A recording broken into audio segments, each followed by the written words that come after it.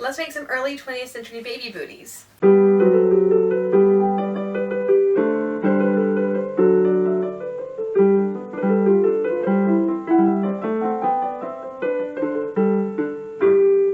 everyone, my name is Caitlin, and on this channel I teach old-fashioned sewing skills and we copy originals.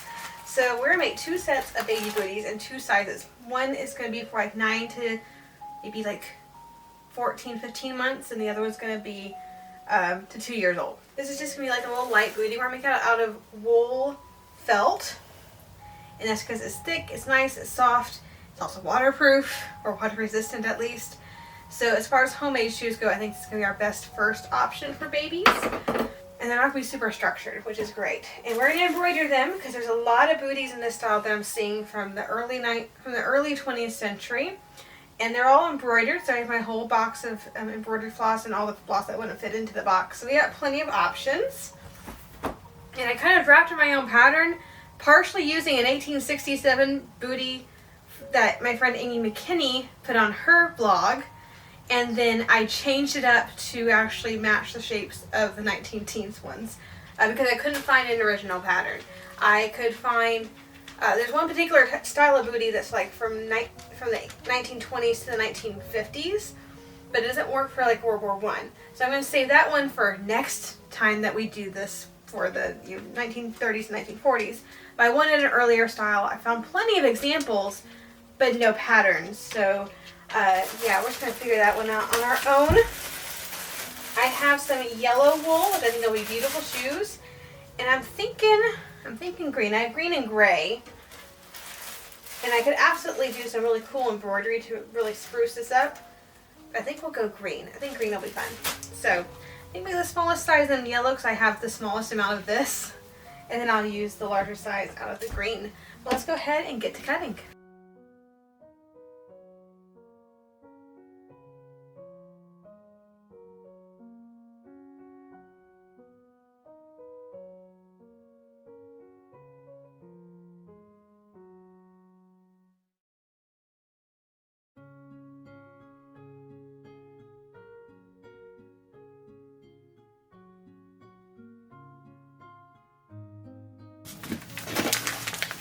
Alright, I have all my pieces now, so we can start sewing. I'm going to just do the whole thing by hand. There's no reason to do any of it by machine because they're so small.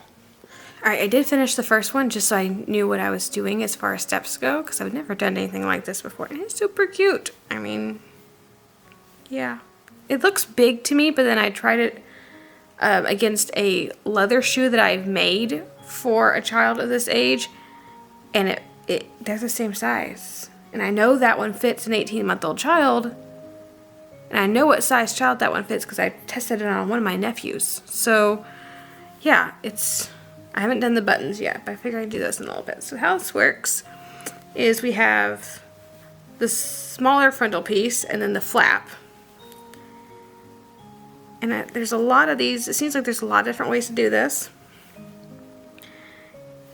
And so there's ones that were attached with feather stitches, and there were ones that were, did I see a cross stitch?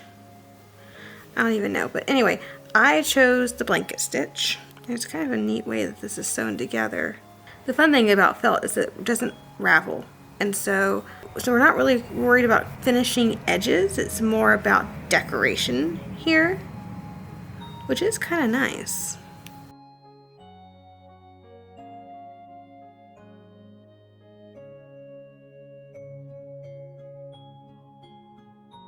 And instead of tying that off, I just kind of go over to the next one because they're going to get attached anyway down the road. So I just go ahead and not really attach them, but I go ahead and just start sewing.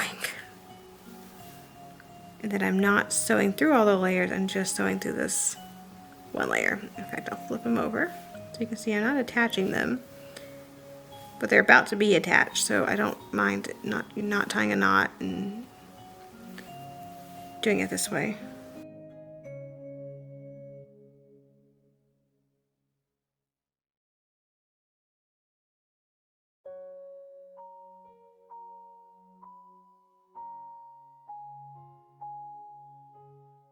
Okay, when I'm at the end, stick these back together, and then I'm going to go through the top bits of my buttonhole stitch and whip them together. It kind of creates this little decorative effect where you see the whip. And ideally you would actually be measuring out your buttonhole stitches so that they're perfectly parallel for this to look really nice. But I think it still looks fine even if you're not particularly perfect at it. And again, I'm just going through the top bits of my buttonhole stitch. But it has this like really cool little effect. Almost looks like there's a cord running down the stitching.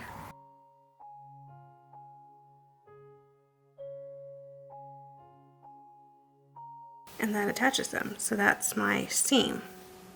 You see it's quite sturdy. Holds it together. And I did also do the inside of this too, so I'm gonna go ahead and do that and probably do the top here. I did notice I forgot one side to do the top, so I do need to do that on my finished one because it's not so it's apparently not actually finished.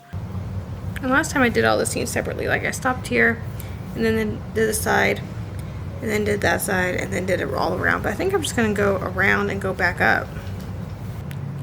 You know, when you sit on the couch and when you do other like computer related things and then don't start the project until 10 at night, you kind of set yourself up for failure in that way. Alright, so I went all the way around this booty. I'm almost done with it, and I'm almost also out of thread, but I'm going to start the next step before I guess, tie it off. Okay, so now I'm going to place these two together.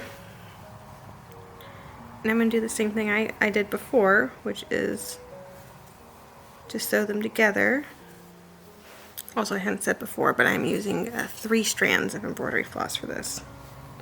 Now I'm at the bottom. I'm going to actually reinforce that. And now I get to grab the heel, fold it in half, and actually mark center. Alright, now I am ready to sew this together. And it's the same thing.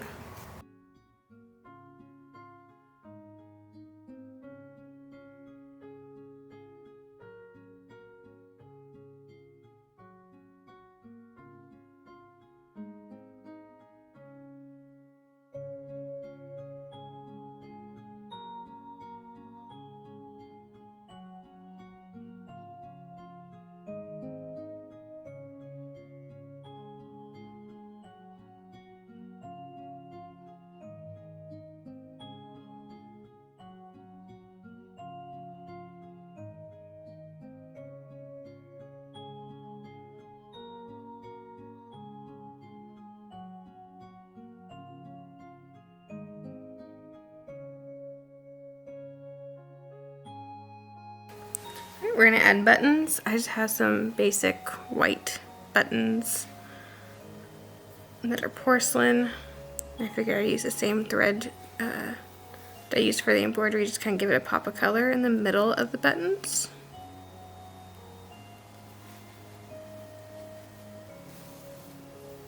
Probably would have been easier to do the buttons at the beginning before I sewed this thing together instead of the very last, but that's okay. Alright. We have booties. Now we still have the green ones to do, but we have the yellow ones done. Just like that. So here's the pair. Technically they go like this with the buttons on the outside. And I've already done the bottom or the sole of the green ones. I have this pinned together, so let's go ahead, get working. I'm using pink for this one. I kind of wanted a lighter pink. It's taking me a little bit more than one little skein of floss to do a booty. And so I only had one of the lighter pinks. So we're doing the darker coral, which I think still just looks fine. It's just not exactly what I wanted. I could have gone to the store to get another color or an extra bit of the first color, but yeah, I would rather do this. Flip it over, do the same thing where I technically attach them at the top and then not sew them together for the rest of the way.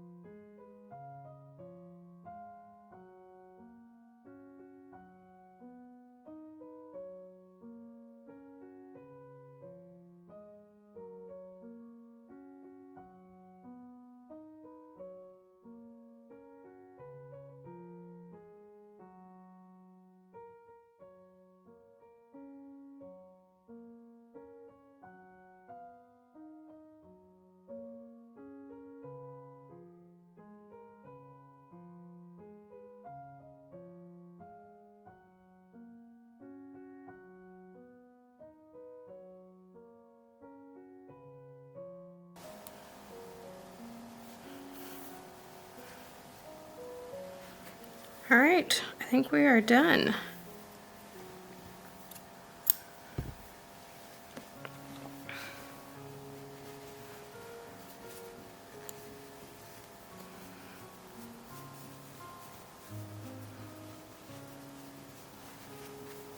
Alright.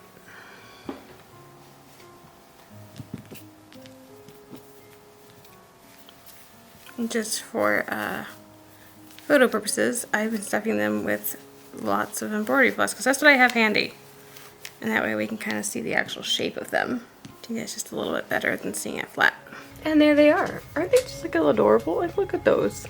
Cute little toddlers. So they're not, definitely not newborn size, but they're not supposed to be newborn size because they really aren't needed until kid starts to walk, and then you need something just to protect their little feet.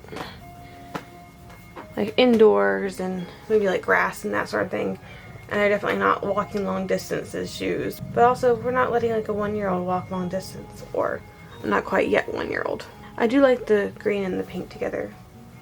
I think that just look good. I think it would have definitely looked better with the lighter pink, but also it's fine the way it is. Of course, I'm always a fan of blue and yellow together.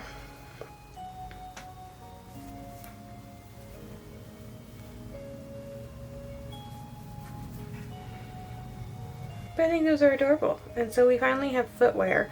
Socks I'm just going to buy. There's really no reason not to buy socks. It's not that different from modern stuff. I can fudge socks. I'm going to fudge the 19th century socks too, because you could purchase socks in the 19th century and not have to hand make them. And I'm just not the best sock knitter, so we're going to do it this way. We will have to go back eventually and do some booties and such for the 19th century, but I'm more concerned about getting clothing done. So this seems to be an earlier style, which will be fine for like 19 teens. It may be a little out of date by 1920s. So really, I don't do 1890s to like early 1900s, but I'm thinking that this is what's going to be appropriate for that era. I can maybe push them to the 1880s, maybe, but definitely 1890s to 19 teens. And then the next booties we make, not next month, but the month after, those are appropriate from like 1922 until like 1945. So that'll work out just great for us. They're actually quick and easy project too, and they're a lot of fun. So I enjoy doing this. If you've enjoyed the video, please like, subscribe to the channel, click that little bell notification so you're notified anytime I upload a new video. And as always, have a fantastic week, and I'll see you back here in the next video.